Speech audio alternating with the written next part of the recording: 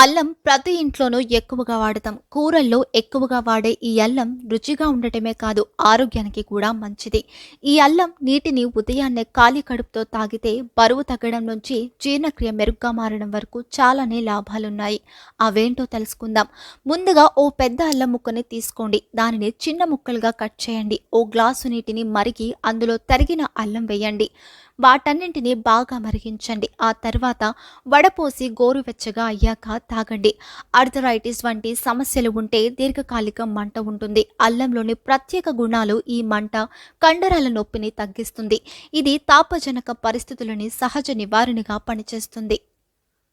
ఇమ్యూనిటీని పెంచడంలో కూడా అల్లం ముందుంటుంది. ఉదయాన్నే ఖాళీ కడుపుతో అల్లం నీరు తాగితే ఇమ్యూనిటీ పెరుగుతుంది. ఇందులో యాంటీ ఆక్సిడెంట్స్ పుష్కలంగా ఉంటాయి. ఇవి ఫ్రీ రాడికల్స్ని నిరోధించడం ద్వారా ఆరోగ్యం బాగుంటుంది. అల్లంలో శోథ నిరోధక లక్షణాలు ఉంటాయి. ఇవి సంక్రమణ ప్రమాదాన్ని తగ్గించడంలో హెల్ప్ చేస్తాయి. దీంతో మొత్తం ఇమ్యూనిటీ మెరుగవుతుంది. ఖాళీ కడుపుతో అల్లం నీటిని తాగితే చాలా మంచిది.